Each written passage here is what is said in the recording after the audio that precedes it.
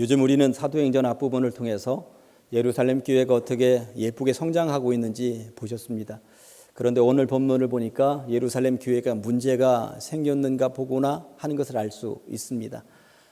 원망이 있었다고 하는 것이고요. 문제가 발생했다고 하는 것입니다. 예루살렘 교회가 어떤 교회입니까? 참 은혜롭게 잘 성장하던 교회 아니었습니까? 하루 만에 3,000명이 세례를 받기도 하고 하루 만에 5,000명이 등록을 하기도 했던 교회였습니다. 이렇게 배가 부흥을 하면서 참 뛰어난 교회의 모델이었고요. 그리고 사랑하면 예루살렘 교회 아니었습니까? 네 것 내 것 없이 서로가 공유하며 나누던 교회가 예루살렘 교회였다고 하는 것입니다. 그런데 그런 교회가 문제 발생했다고 하는 것이죠. 도대체 어떤 문제였는가? 차별이었고 이런 차별에 대해서 원망이 막 쏟아져 나왔던가 보죠. 1절 말씀이 이렇습니다. 그때의 제자가 더 많아졌는데 헬라파 유대인들이 자기의 과부들이 매일의 구제에 빠짐으로 히브리파 사람을 원망했다고 나와 있습니다. 이 말씀을 통해서 당시 예루살렘 교회에 포진하고 있는 사람들을 두 부류로 나눌 수가 있구나 하는 것, 이런 정보를 얻을 수가 있죠. 히브리파 정통 유대인들, 정통 이스라엘 민족 후손들, 그런 유대인들이 있었다고 하는 것이고요. 헬라파 유대인들이 있었다. 헬라파는 헬라인들, 그러니까 요즘 말로 하면 유럽 사람들, 백인들. 그런데 이제 바다 건너와서 히브리파 유대인들, 황인종들이 살고 있는 이쪽에 와서 함께 예배드리는 사람들, 이렇게 갈라져 있었구나 하는 것을 알 수가 있습니다. 2000년 전이 얼마나 가난하던 시절이었습니까? 하루 한 끼 먹으면 잘 먹는 시절이었고요. 하루 한 끼 문제 해결한다던 예수님 오병이의 기적을 보면서 사람들이 물밀듯이 몰려들던 시절이 그 시절이었다고 하는 것이죠. 그러다 보니 교회 가면 먹을 것 준다, 교회 가면 굶지는 않는다 하는 생각 때문에 당시에 가난하던 사람들이 교회로 몰려들던 시절이었다고 하는 것입니다. 그런데 몰려든 사람들, 먹을 것이 없어서 굶주리는 사람들이 교회에 몰려왔는데 배분에 문제가 있었다고 성경이 말씀하고 있죠. 저희 교회에도 보면 초등학교에서 이 주방에서 일을 하면서 초등학생들에게 음식 배분하는 권사님 이야기를 들어보니까요, 아이들이 이제 식판을 들고 쭉 지나가는데 우리 교회 아들이다 그러면 아이다 그러면 거기다 더 준다는 거예요. 조금 더 얹어준다고 솔직히 그 얘기 하시더라고요. 이게 초대교회 이야기인 거예요. 초대교회에 누가 주축이 되어 있었냐 하면 정통 유대인들, 황인종들, 정통 유대인들이 포진을 하고 있었던 거예요. 그러다 보니까 팔은 안으로 굽는다고 내 사람을 더 챙긴다, 우리 사람들, 다른 이방 지역에서 온 사람들보다 그 사람들을 더 챙기고 더 먹을 것 챙기고 누가 굶지 않는가 거기는 살폈는데 이방인들, 헬라파 유대인들이 놓쳤다고 하는 이야기인 것입니다. 그러다 보니까 헬라파 유대인들이 불만을 쏟아내기 시작을 했는데 참 이 장면을 읽으면서 그래도 은혜가 된 것은 구제에서 배제가 되었었던 헬라파 유대인들이 선택할 수 있는 경우의 수는 여러 가지가 있었습니다. 1번, 함소리 안 하고 그래 니네들끼리 잘 먹고 잘 살아라 하고 살그머니 빠진다, 이럴 수도 있었고요. 2번, 히브리파 유대인들이나 사도들 앞에서 삿대질을 해가면서 너희들 그렇게 살아라 하면서 난리법석을 떨고 나서 뒤로 빠져나가고 다시는 나타나지 않는다, 이런 경우의 수를 선택할 수도 있었습니다. 그런데 참 감사한 것은 1번이나 2번을 선택하지 않았다고 하는 것이죠. 그들은 3번을 선택했습니다. 3번은 뭐였을까요? 정당하게 시정을 요구한다 였습니다. 이게 참 좋은 일입니다. 함소리도 안 하고 그냥 살그머니 그 무리들이 빠졌거나 삿대질을 해가면서 난리 피우고 나서 그리고 빠져나갔거나 했더라면 이 초대교회 예쁘게 잘 성장하고 있었는데 이 초대교회가 어떻게 되었겠습니까? 그런데 여기에 빠지는 사람들이 있습니다. 구제에서 배제되는 사람들이 있습니다. 누구는 많이 먹고 누구는 못 먹습니다. 이거 시정하셔야 될 것 같습니다. 물론 원망이라고 말을 하긴 했습니다만 어쨌든 그 원망을 사도들 앞에 다 풀어놓고 내놓았다라고 하는 것, 이것이 중요한 것이죠. 우리 옛말에도 우는 아이 젖준다 그런 말이 있습니다만 뭔가 알아야 줄 것 아니겠습니까? 빨래를 좀 편하게 해보자, 빨래하기 너무 힘들다 하는 원망들이 모여서 뭐가 생겼어요? 세탁기가 생긴 것입니다. 여자분들이 한겨울에도 얼음을 깨서 빨래하면서도 불평불만 하나도 없었다고 생각을 해보세요. 세탁기가 생겼겠습니까? 안 생겼죠. 원망이 모여서 세탁기가 생긴 것입니다. 아궁이에서 불을 하면서 불을 떼워서 그 밥을 하고 한겨울에 손 호호 불면서 나와가지고 불 떼가지고 밥에 먹던 엄마들이 밥 좀 편하게 할 수 없을까? 이런 원망들이 쌓여서 뭐가 생겼을까요? 밥솥이 생겼죠. 밥솥이 생겼습니다. 편했더라면, 아궁이에서 불 떼면서 밥을 하면서도 룰루랄라 하면서 전혀 걱정이 없었더라면 밥솥은 안 생겼을 것입니다. 그러고 보니까 불편한 것들, 원망스러운 것들, 이것에 대한 개선점을 요구할 때에 뭔가 답이 주어졌구나 하는 것을 알 수 있습니다. 청소를 좀 편하게 하자 하니까 청소기가 생겼던 것이고요. 음식이 상하는 것을 좀 막아보자 해서 냉장고가 생긴 것입니다. 그리고 편한 곳에서 모이고 예배드리자. 여름에는 에어컨 앞에서, 겨울에는 난방기 앞에서 우리가 예배드리는 것, 뭔가 불편한 것이 있었고 원망스러운 것이 있었기 때문에 거기에 대한 시정을 요구하다 보니까 이렇게 편한 곳에 우리가 앉아 있구나 하는 것을 알 수 있습니다. 제가 교회 부임해서 공식적으로 담임 목사가 된 지 이제 6년째 되어가고 있어요. 참 눈 깜짝할 사이에 지나갔습니다.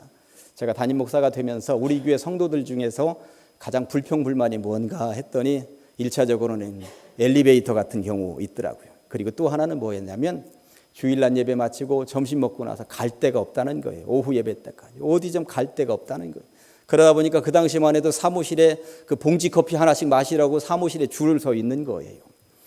그런 원망들, 불평들이 있다 보니까 카페도 생겼고, 저 교육공간, 유치부실 그 아래 공간도 생겼고, 그리고 청춘부 어르신들 쉬는 공간도 생겼고, 여전도, 애실도, 관리부실도 구석구석 가서 쉴 수 있는 곳이 생긴 것 아닙니까? 작년에 제 친구 목사님 한 명이 작년 봄에 외부 강사로 와서 이곳에 설교할 시간이 있었어요. 한번 와서 설교해 주면 좋겠다 하면서 예배 시간을 오후 3시라고 알려주었더니 깜짝 놀라는 거예요. 자기 교회는 1시 반이라는 거예요. 1시 반에 예배를 드리는 이유는 점심 먹고 도망가지 말라고. 근데 3시에 예배를 드리면 안 도망가는 거예요. 우리 교회는 안 도망간다고. 그냥 대부분 남아있다고. 오늘 많이 찔리라고 얘기하는 거예요. 3시까지 가시는 분들. 안 도망간다고. 우리 교회는 머물 수 있는 공간이 이렇게 많다고 그런 얘기를 해 주었죠. 그런데 실제적으로 와서 보니까 그분이 올 때가 이제 2시 좀 넘어서 2시 반쯤인데 뭐 사람들은 별로 없고 그런데 3시 되니까 어디서들 그렇게 쏟아져 나오는지 꽉 찬 것 보고 이분이 놀랐어요. 3시까지도 집으로 돌아가지 않고 남아있는 성도들이 있는 교회는 참 좋은 교회다. 참 좋은 교회다. 그런 이야기를 하더라고요. 제가 그래서 어깨가 으쓱해지지 않았겠습니까? 아무튼 불평과 불만이 있으면 거기에 시정할 수 있는 것이 있어요. 그런데 아무 소리도 안 하고 뒤에서만 욕하면 그것은 문제라고 하는 것입니다. 이 세상에서 저 계룡산 꼭대기 가장 쉽게 올라가는 방법이 뭔지 아세요? 담임 목사 씹으면 쉽게 올라가죠. 하나도 안 힘든데 벌써 올라왔어? 그런단 말이에요. 그런데 씹어도 좋습니다. 그러나 담임 목사한테 와서 목사님 이건 아무래도 목사님이 놓치신 것 같아요. 얘기하는 사람이 좋은 사람이에요. 얘기를 안 하면 저는 모르거든요. 그리고 저는 시정하지 못합니다. 그런데 앞에 와서 얘기하시면 저는 당연히 시정할 의향이 있다라고 하는 것입니다. 뒤에서 얘기도 하셔도 좋고요. 그리고 제가 가끔 귀 간지러우면 그냥 귀 파내면 되죠. 그리고 나서 제 앞에 와서도 얘기하시면 좋습니다. 그러면 저는 시정할 것입니다. 초대교회에도 불편한 사항이 있었고 그리고 원망 들을 만한 일이 있었는데 앞에 나와서 시정을 요구했더니 시정했다라고 하는 것입니다. 그래서 2가지 현상이 나타나게 되었어요. 뭘까요? 첫째는 항존직 일꾼이 세워졌다고 하는 것입니다. 누군가가 구제에서 빠진다. 특별히 헬라파 유대인들이 구제에서 빠진다. 조사해보자. 해봤더니 실제적으로 빠지고 있는 거예요. 히브리파 유대인들은 잘 먹고 있는데 그들은 실제적으로 빠지고 있다. 사도들이 마음이 분주해졌습니다. 이거 안 되겠다. 일꾼을 세우자. 그래서 세워진 일꾼이 집사였다고 성경이 말씀하고 있죠. 그러면서 3절에 보니까 집사 선발 기준이 나와 있어요. 3절입니다. 형제들아 너희 가운데서 성령과 지혜가 충만하여 칭찬받는 사람 7을 택하라. 우리가 이 일을 그들에게 맡기자 말씀하고 있는데 뒤에 6절을 보면 이 집사들에게 안수를 주었다고 나와 있으니 이분들이 오늘날로 얘기하면 안수받은 항존직들입니다. 장로그룹, 안수집사그룹, 그리고 권사그룹이라고 하는 것입니다. 방금 읽어드린 3절에서 집사의 선발 기준이 명시되어 있는데 항존직들 가슴에다 손을 얹고 이 선발 기준에 나는 얼마나 합당한가 한 번씩 생각을 해보시면 어떨까 싶습니다. 항존직의 선발 기준 3이었습니다. 1번 뭐였습니까? 성령이 충만한 사람, 영적으로 전혀 흠이 없는 영적으로 충만한 사람이라고 하는 것이죠. 2번째는 뭐였습니까? 지혜가 충만한 사람이었습니다. 여기서 말하는 지혜는 성경 지식도 아주 해박한 성경을 얼마나 읽고 있나? 성경을 얼마나 묵상하고 있는가? 성경을 얼마나 읊조리면서 말씀 가운데 거하려고 애쓰고 있는가? 그런 사람이 항존직자였다라고 하는 것이죠. 그리고 세 번째는 뭐였습니까? 성도들에게 칭찬 듣는 사람들, 성도들로부터 인정받는 사람이었다고 하는 것입니다. 성령으로 충만한 사람, 지혜가 충만한 사람, 성도들로부터 인정받는 사람, 이런 사람들을 항존 직분자로 뽑았다라고 하는 것이죠. 우리 교회도 내년도에 이제 항존 직자 투표가 있다고 제가 진작 말씀을 드렸습니다. 직분을 위해서 기도하시는 분들이 분명히 계실 것입니다. 직분자가 되기 전에 먼저 나는 성령으로 충만한 사람인가 한번 먼저 점검하셔야 됩니다. 직분자가 되기 전에 먼저 나는 성경 지식, 지혜에 있어서 충만한가 먼저 점검하셔야 된다라고 하는 것입니다. 그리고 성도들에게도 모범이 되어서 성도들로부터 칭찬받는가, 인정받는가 이것들을 먼저 살피셔야 된다라고 하는 것입니다. 이렇게 먼저 일꾼이 될 때 직분은 따라오는 것이죠. 일꾼이 먼저인 것이지 직분이 먼저는 아니라고 하는 것입니다. 직분자가 되기 위해서 오늘 직분 기준 세워놓은 것 하나당 10점씩 이야기해서 30점 만점이라고 놓고 볼 때 30점 만점에 우리 항존직자들은 몇 점을 매길 수가 있을까요? 스스로 한번 점수를 매겨보시면 좋겠습니다. 내년 5월에 우리 교회도 항존직 투표를 한다 하는데 그렇게 되면 항존직으로 뽑혀 사람들의 이름이 올라올 것입니다. 오늘 5절에도 스데반, 빌립, 브로고로, 니가노로, 디몬, 바메나, 니골라 이런 이름이 초대 항존직 뽑힌 7명이 딱 얼마나 이게 명예로운 이름입니까? 성경책에 등장한 첫 번째 항존직자들 이름인 것이죠. 우리들도 내년 5월이 되면 그 명단이 쫙 하고 올라올 것입니다. 그런데 오늘 성경을 읽어보았더니 3절에 그 기준을 제시한 이후에 5절에 이들을 언급하면서 설명하는 게 한 번 또 나옵니다. 5절 온 무리가 이 말을 기뻐하여 그런 기준을 아주 기뻐하여 그런 기준이면 좋겠다 하더니 믿음과 성령이 충만한 사람 스데반과 하면서 쭉쭉쭉쭉 그 사람들 7명을 뽑았다라고 성경이 말씀하고 있는 것이죠. 그런 기준을 세웠더니 그런 기준에 합당한 사람들이 쫙 뽑혀 올라왔다는 이야기인 것입니다. 얼마나 멋있는 성경 구절, 예쁜 성경 구절입니까? 그런데 여기에서 더 중요한 게 뭔지 아세요? 이런 사람들이 뽑혔는데 뽑히고 끝 이것이 아니라고 하는 것이 더 중요합니다. 저는 성경을 그 뒤를 읽어보면서 항존직자들을 뽑힌 이후의 삶이 더 멋진 삶이었구나 하는 것입니다. 8절부터는 항존직으로 뽑힌 사람 가운데 으뜸인 스데반에 대해서 좀 더 집중적으로 설명을 하고 있는데 직분을 받은 이후 스데반 집사의 삶이 어떠했는지 조명하고 있는 거 한번 보실까요? 직분을 받은 이후 스데반 집사를 명명할 때마다 따라붙는 수식어가 있습니다. 이 수식어가 스데반의 평소의 삶이 어떠했는지 직분을 받은 이후의 삶이 어떠했는지 볼 수가 있습니다. 8절입니다. 직분을 받은 이후에도 스데반이 은혜와 권능이 충만했다고 나와 있습니다. 또 10절에서도 보니까 직분을 받은 이후에도 스데반이 지혜와 성령으로 늘 말하고 늘 행동하고 그렇게 살았다는 이야기인 것입니다. 종합을 해보면 성령과 지혜가 충만하고 성도들로부터 칭찬을 받는 사람들을 뽑겠다는 선발 기준을 제시하고 거기 합당한 사람 7명을 제대로 뽑았더니 그 사람들 뽑아놓고 보았더니 믿음도 좋고 성령도 충만하고 그리고 이후에 스데반이 사는 모습을 보았더니 은혜와 권능이 충만하고 말할 때도 보면 얼마나 지혜로운지 성령의 생각으로만 말을 하더라 행동을 하더라. 사람을 표현할 때 그 사람을 표현하는 수식어들이 따라붙게 되어 있습니다. 배제대 앞을 지나가는데 여학생들이 막 얘기하면서 지나가는 학생들을 본 적이 있어요. 그런데 여학생 하나가 야, 그 김 교수 있지, 김 교수 있지. 이 설교 단상에서 죄송합니다만 그랬더니 앞에 있던 학생, 그 꼴통 이러는 거예요. 아니 저는 그대로 얘기하는 거예요. 그러니까 그 학생들에게 보이기에 그 김 교수는 다른 거 없어요. 꼴통 하나로 통하는 거예요. 물론 정말 멋진 교수님이고 학생들이 못된 학생들이라 그렇게 표현할 수도 있겠습니다만 그 학생들에게 있어서는 그 교수님은 아무튼 그렇게 표현이 되고 있더라라고 하는 것이죠.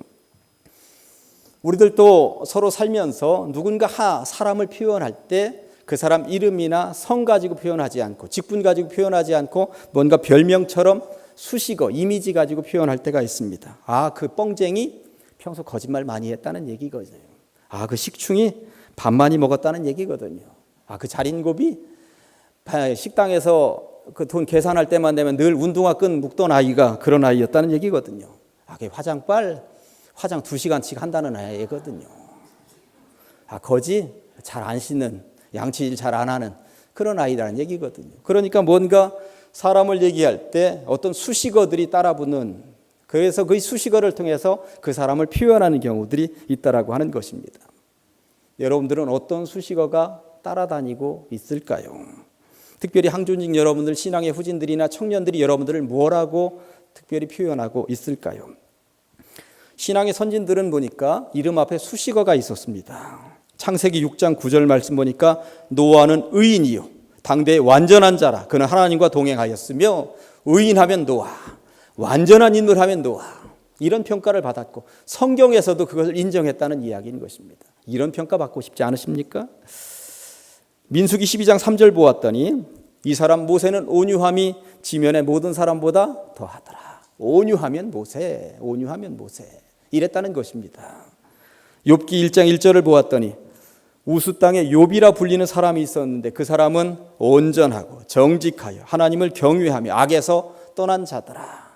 악하고는 담 쌓고 사는 사람, 법 없이도 살 사람, 정말 멋진 인생 욥, 이렇게 수식어가 따라붙고 있었다고 하는 것입니다.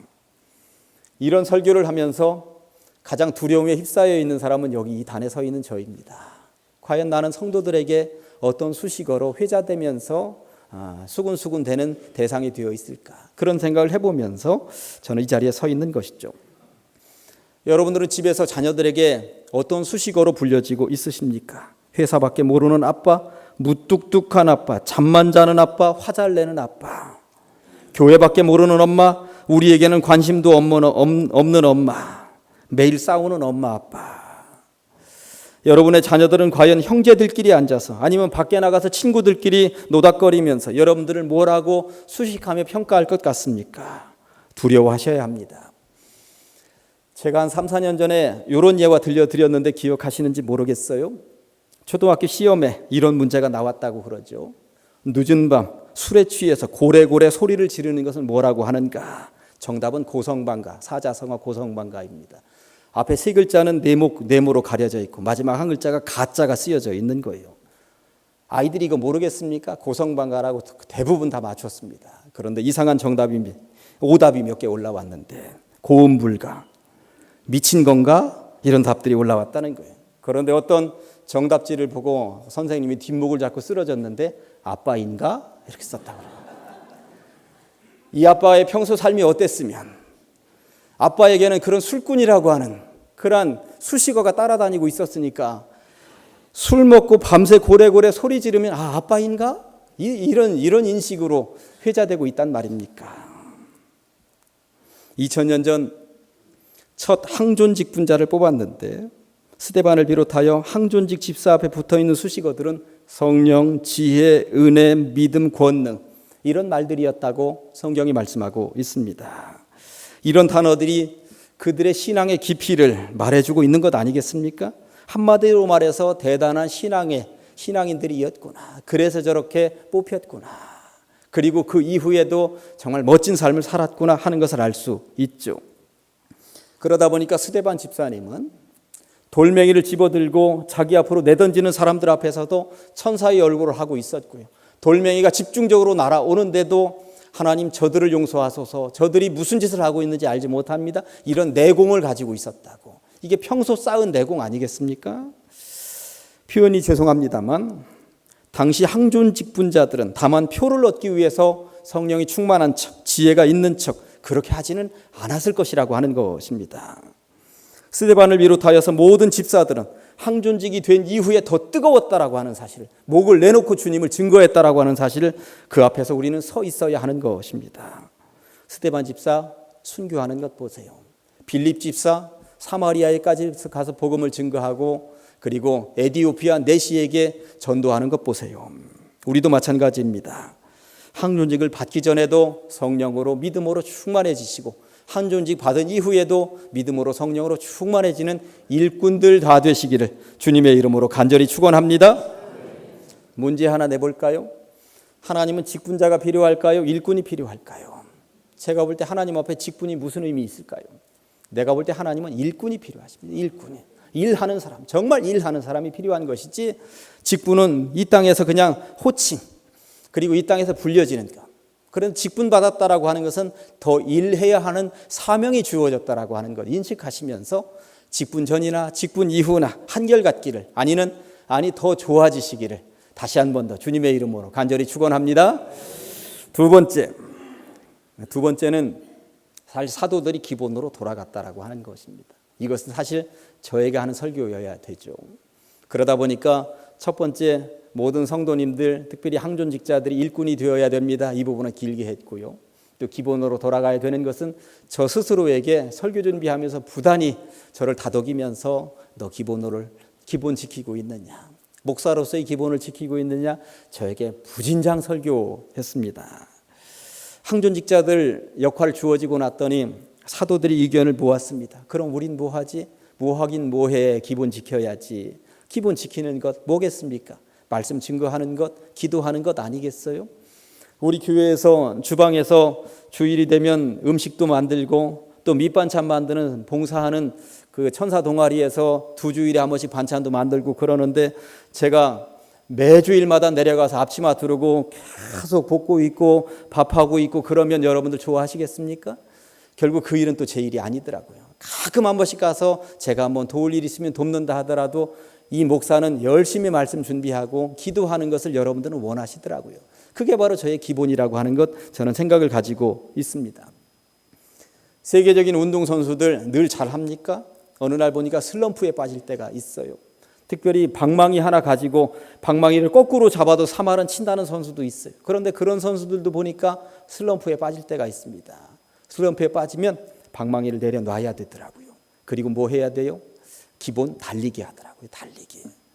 투수들 슬럼프에 빠질 때가 있습니다. 그렇게 잘 던지던 투수들이 슬럼프에 빠지면 공 내려놓고 기본합니다. 기본은 뭐예요? 달리기 하더라고요. 달리기. 보니까 운동의 기본은 달리기더라고요. 달리기. 이 목회의 기본은 무엇인가? 다양한 프로그램, 다양한 서비스 있습니다만 이 목회의 기본은 말씀이고 기도이겠구나 하는 생각을 제가 가져보게 되는 것이죠. 그래서 4절에 보니까 우리는 오로지 기도하는 일과 말씀 사역에 힘쓰리라 이렇게 말씀하고 있습니다. 그렇게 사도들이 기본을 지키고 그리고 세워진 일꾼들이 자기의 부분에 있어서 역량을 충실히 수행하면서 나아갈 때에 초대교회가 어떻게 되었다고요? 초대교회가 좀 더 아름다운 모양으로 부흥하고 성장했다고 성경은 말씀하고 있습니다. 이제 말씀을 정리해 봅니다. 어디나 불평이 있을 수 있고 불만이 있을 수 있고 그리고 원망의 소리들이 있을 수 있습니다. 그러나 자기들끼리만 모여서 노닥거리고 말면 아무 의미 없습니다. 교회가 일부러 그러지는 않았을 텐데, 저 목사가 일부러 그러지는 않았을 텐데 몰라서 놓쳤구나 하는 상황이 있으면 언제든지 말씀해 주셔야 됩니다. 누군가가 배제되고 있고 누군가가 소외되고 있고 누군가가 울고 있고 누군가가 아파하고 있으면 언제든지 말씀하시면 교회는 신방할 준비가 되어 있고 살필 준비가 되어 있고 도울 준비가 되어 있습니다. 초대교회가 그랬다는 거거든요. 우리 교회가 그런 교회입니다. 언제든 말씀해 주시면 저희들은 시정하고 조치하고 그리고 좀 더 좋은 교회를 만들어 가도록 하겠습니다. 또 이 자리에 서 있는 이 담임 목사도 어떻게든 기도하는 자리, 어떻게든 말씀 연구하고 좋은 따뜻한 밤 요리해서 전달하는 것처럼 말씀 전달하기 위해서 애쓰고 수고할 것입니다. 그렇다면 이제 여러분들도 숙제가 하나씩 오늘 주어졌습니다. 직분받은 이전이나 직분받은 이후나 어떠한 모양으로든지 주님 앞에 성령으로 함께하고 믿음으로 충만해져서 살아가는 것, 그래서 교회에서 소중한 일꾼 되는 것, 직분보다도 일꾼이 더 소중하다라고 하는 것을 깨달으면서 일꾼으로 자리매김하고 있는 것, 그럴 때에 7절의 은혜가 우리 교회에도 그대로 임할 것이라고 저는 믿으면서 7절 말씀을 다 같이 한 목소리로 시작. 하나님의 말씀이 점점 왕성하여 예루살렘에 있는 제자의 수가 심히 많아지고 허다한 제사장의 무리도 이도에 복종하니라. 아멘. 그런 교회가 우리 교회인 줄로 믿습니다. 기도하십니다. 하나님 아버지, 주님의 은혜 감사합니다. 거룩한 주일 우리를 불러 주시옵시고 말씀을 통하여 깨달음 얻게 하시니 감사합니다. 불평과 불만이 없을 수는 없겠으나 그러한 것들이 있을 때 지혜롭게 초대교회처럼 잘 풀어가는 우리 교회 되게 하여 주시옵소서. 말씀의 기본, 기도의 기본을 지키는 목회자와 그리고 헌신함에 봉사함에 애쓰는 일꾼들이 합쳐져서 합력하여 선을 이루게 하여 주시고 예루살렘 교회처럼 제자의 수요가 더 많아지고 왕성한 우리 교회가 될 수 있도록 하여 주시옵소서. 예수님의 이름으로 기도합니다.